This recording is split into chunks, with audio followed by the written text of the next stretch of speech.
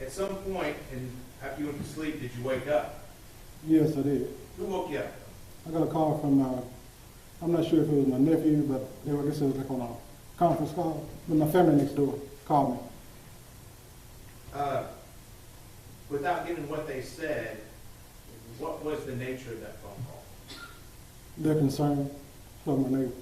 And were they concerned about this car's house? Yes, And did that make you concerned? yes. So what did you do after you became concerned? I listened to them give me their concern. And when I got up to look out my window, my dining room window faces Miss Carr's home.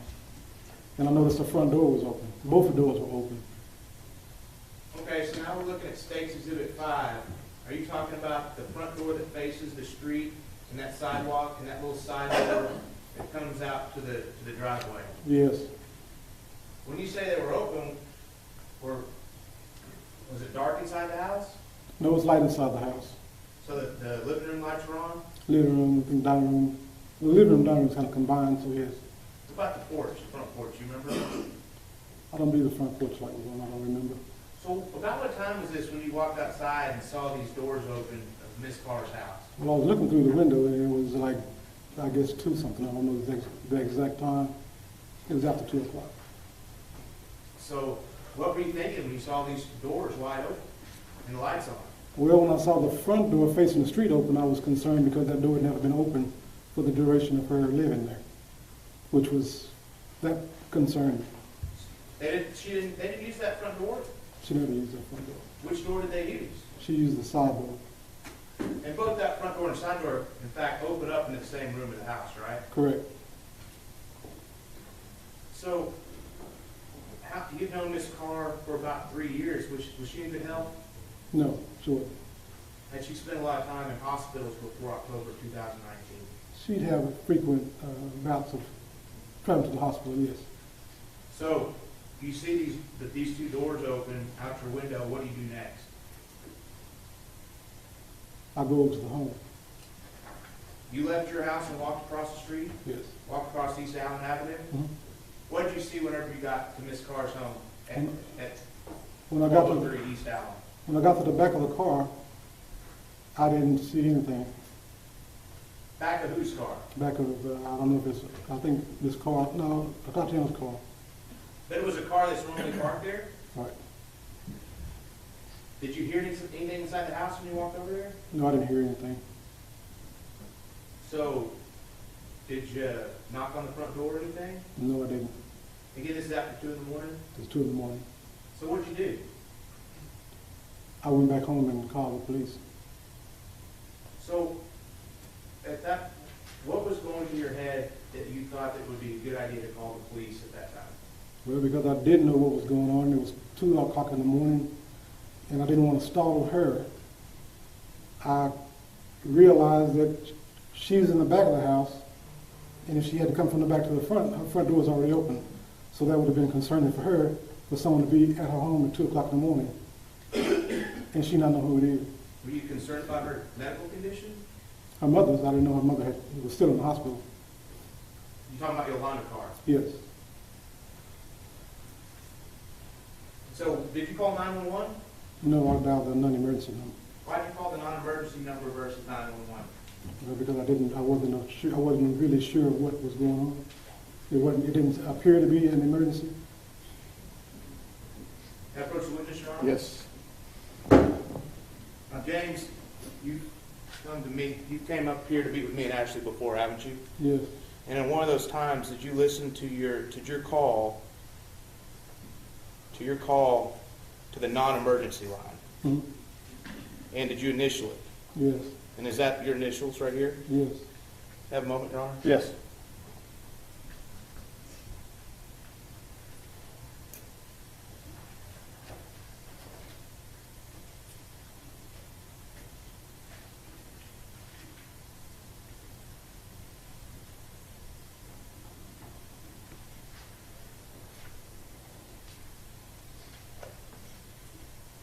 This time, Your Honor, State would offer State's Exhibit 2, which would be the phone call, the non-emergency call from James Smith, Fort Worth Dispatch. Dinner defense counsel for review. Judge, I have to just assume it's the same thing they've turned over to us. If it isn't, we don't have any objection. All right, It is the same turned over through discovery process, Your Honor. all right. State's Exhibit 2 is admitted. Permission to publish the audio. Yes, sir.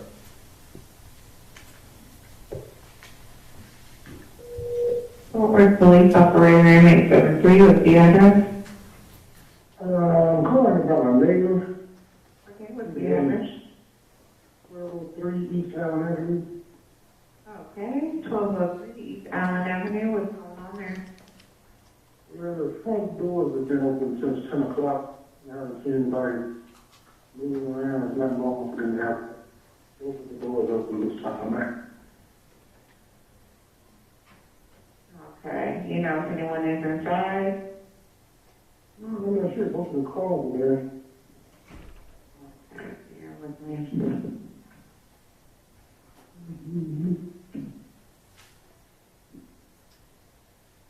And they're in the driveway?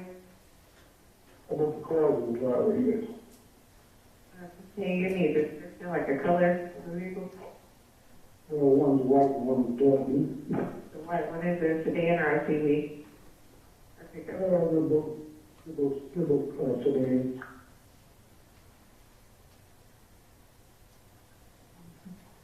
Okay, and what's your name? Dan Smith, And what's your telephone number? 817-609-9158. Hey, 176099158. 817-609-9158. Okay, and are they usually home at this time? They're usually home, but they never had both of the front doors open. We have lights on, like I can see straight through the house. Well, my sister was me, she stayed across the street, and I live in the house, so I was my sister. Okay, and the address that you gave me, 1203, that's their address, correct? Yes. Okay. We'll have an officer come by, they're already being dispatched now, okay? Okay, appreciate it. I mean, there's not wrong to have both the doors open, this gate that long. Gotcha, okay. Thank you so much. Thank you. Bye-bye. Now approach the witness, Your Honor. Yes, sir. James, I'm going to show you what's been marked as State Exhibit 22. Do you recognize that? Yes, And is that Yolanda Carr's house? yes. And I know that it's got some crime scene tape on it, but is that, other than the crime scene tape, does that truly and accurately reflect Yolanda Carr's house on the night of October 12th, the early morning hours of October 12th, 2019? Yes, it does. This time, Your Honor, State offers State's Exhibit 22 for all purposes.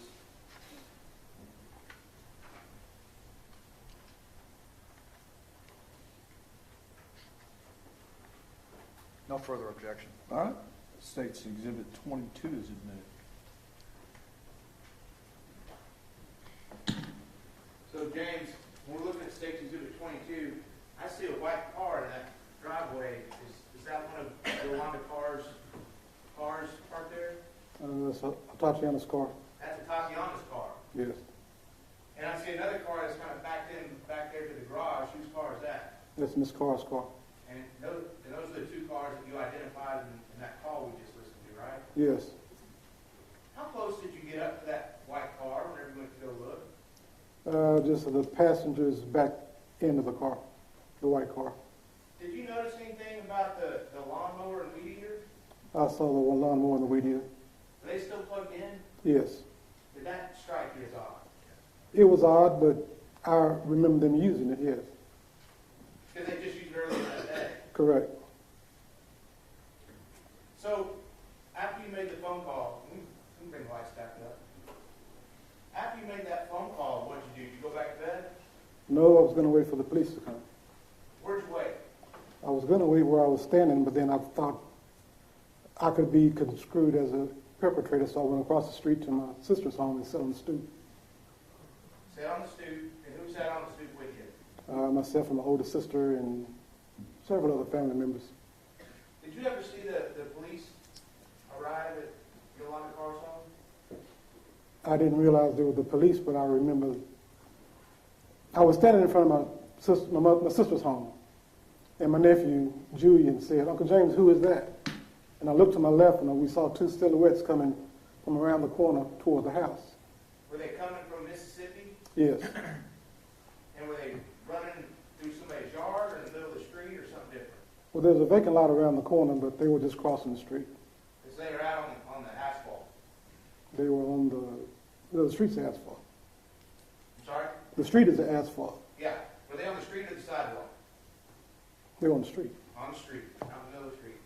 And whenever you first saw these two silhouettes, did you have any idea who they were? No, I didn't. Did you figure it out pretty quickly? I really didn't figure it out till after. Did you ever see, was it clear to you from where you were sitting, did you see any badges or anything? No, I couldn't make out what they were. Did they say anything to you as they went by your sister's student? No. Where'd they go, these two silhouettes? They came across from the Mississippi, from the west side of the home. They crossed the street. They walked up to the front door. At that time, I thought it might have been the police. But when they passed that door and went to the right of the home, we were all wondering where they're going. Did one of the officers stay at the front of the house, or they both go around the side? They both went around the side. I'm sorry, the silhouettes. They both went, the figures that we saw went around to the side. Did you lose sight of them after they went around the side? Yes. What happened next after you lost sight of them? After I lost sight of them, I heard some yelling, and then I heard a gunshot. Did you see those two silhouettes again? After you I heard the gunshot? I saw them running to go in the house. Did you see those two people go inside the house? Yes. How long before anybody else showed up at Yolanda Carr's home? It was rather quickly. The street was filled with other police cars. How many police cars showed up there on scene? I started counting. It was over 10 for sure. Were they all going inside the house, or were they out in the street, or something different? They all went to the house. Were there other officers kind of out in the street checking on things? They were all around the house, all of them down the street.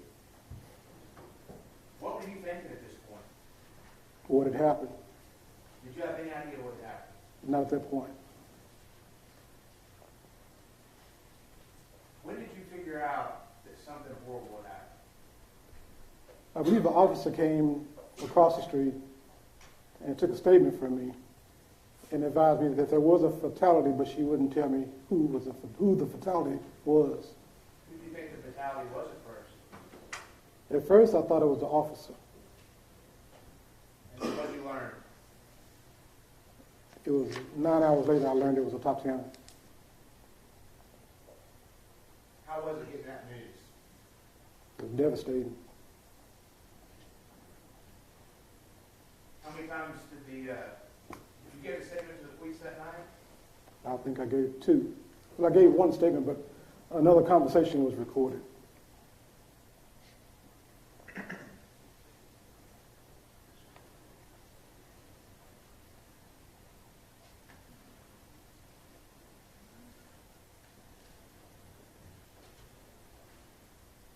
James, you said you live with this every day since. Every day. Have you felt responsible? Somewhat.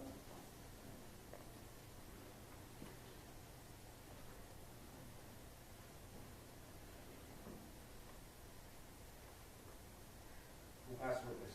Cross-examination. Thank you, Judge. Good afternoon, Mr. Smith. Good afternoon. You mind if I ask you a few questions, too? Sure. Thank you. In your 50 years of living over there, has it been a quiet, calm 50 years over there?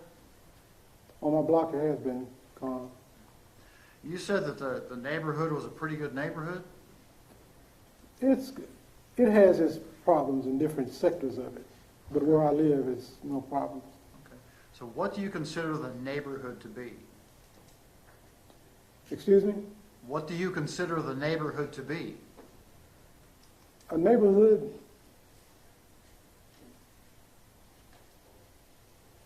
is where you live. Well, how big is your neighborhood? Well, if you want to do it in sectors, I live in a two square mile area of a neighborhood. Okay. In a 2 square mile area on the east side of I-35, Mhm. correct? Yes, South of I-30, yes, located here in Fort Worth, yes. right? And in that 2 square mile area, have you ever heard of there being any crime? Yes, I have. Okay. It's pretty plain that there's quite a bit of crime over there, isn't there? I don't know the stats, but there is crime over there. Okay. Are there burglaries? I'm not sure. I don't know the stats, but I know there's crime over there. Okay. Well, what do you consider crime to be? Well, just recently we had a murder. When was that? I can't remember the date, about a few months ago. Okay. Is that the first murder that's ever happened in the neighborhood? I'm not sure. That's one I know about. Is there a little bit of crime or a lot of crime? I'm not sure. I don't know the stats. You've only lived there 50 years. Yes. Okay. What's your opinion? My opinion? Mhm. Could you rephrase that in my opinion of what? The neighborhood?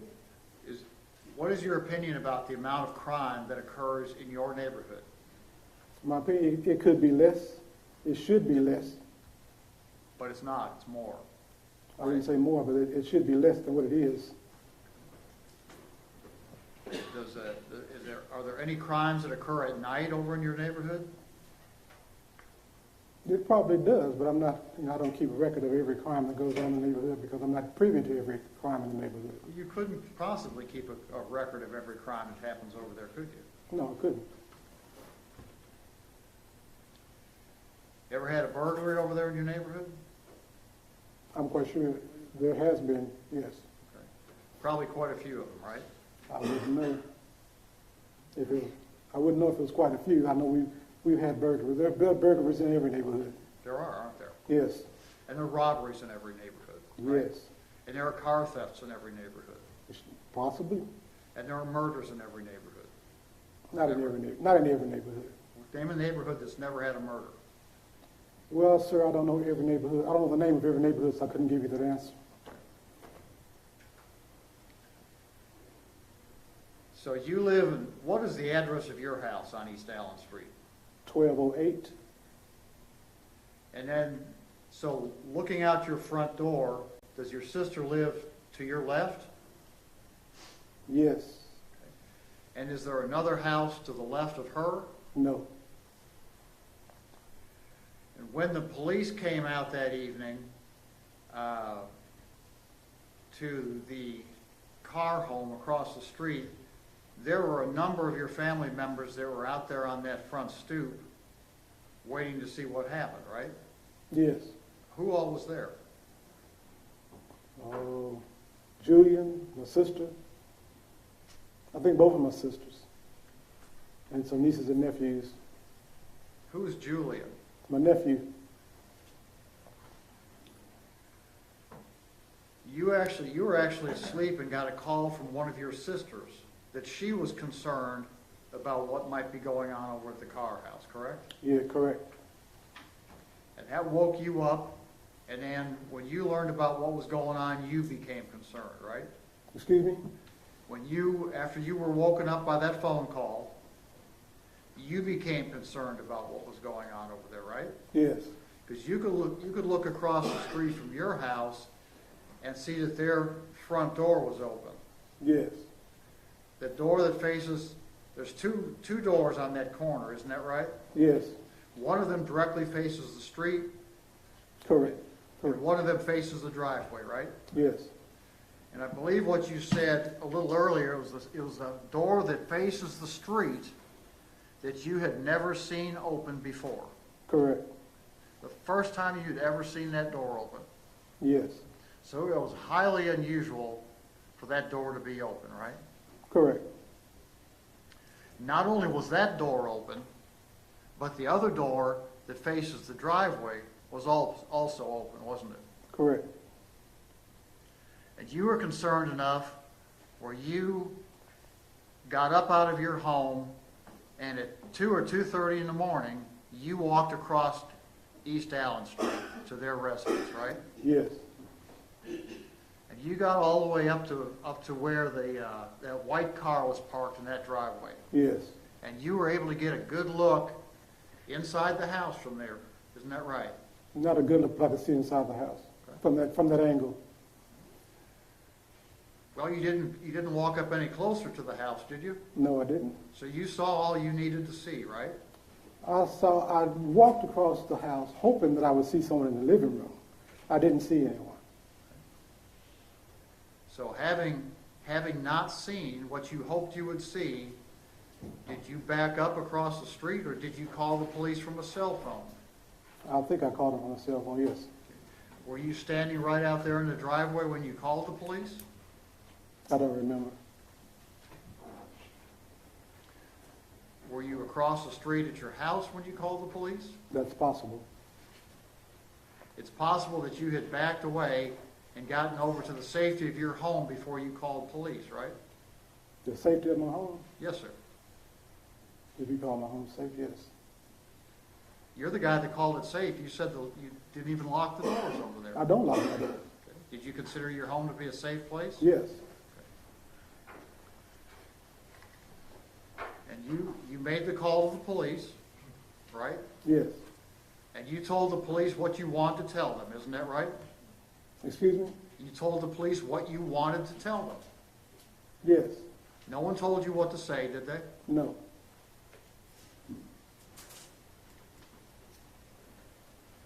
And then you presumably walked from your home over to your sister's home and sat with them on the stoop to see what was going on, right?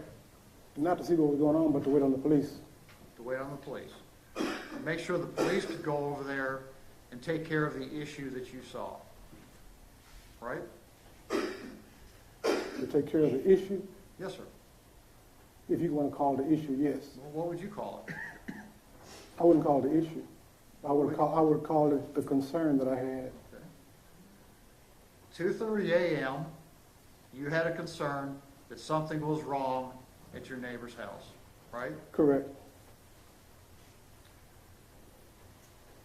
While you were across the street, standing on your neighbor's driveway, you didn't go up to the front door to knock, did you? No. You didn't holler out, "Hey, this is James Smith, what's going on?" No. You didn't walk around the back of the house. No. You called the police. Yes.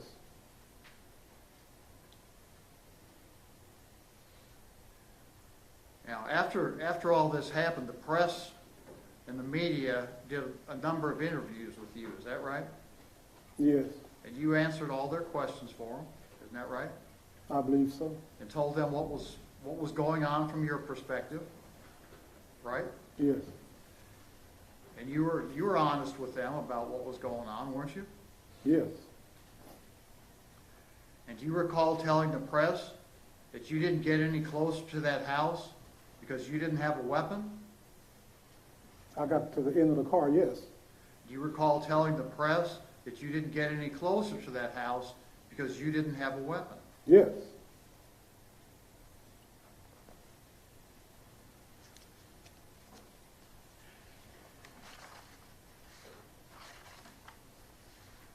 Now, at first, when you heard there was a fatality over there, you thought it was a police officer? Yes. What gave you that idea? Because he was the only one that went in the back of the house. When the officers interviewed you around, well, not long after the events that occurred over there, like within an hour, correct? I'm not sure of the time, but they did, in fact, interview me. It was pretty quickly afterwards, wasn't it? I don't know about the time is not factoring in my memory at the moment. Before the sun came up? Yes. You had been interviewed? Before the sun came up, yes. Yes, sir. Okay. And you told the officers that interviewed you that you heard a noise, you heard a loud bang. Is that right? Yes. And that you thought that loud bang was a battering ram. No, I didn't say that. You didn't say that. I don't remember saying that. You didn't tell Detective Heisey and Detective Harrington at 3:41 a.m. that you thought that loud noise was a battering ram? I didn't know. If I said it, I didn't understand the question they were asking me. It didn't sound like a battering ram. So if they asked you what you thought you heard, you didn't understand the question? No. Did you ever use the word battering ram while you were talking to them? If I used it, I don't remember it.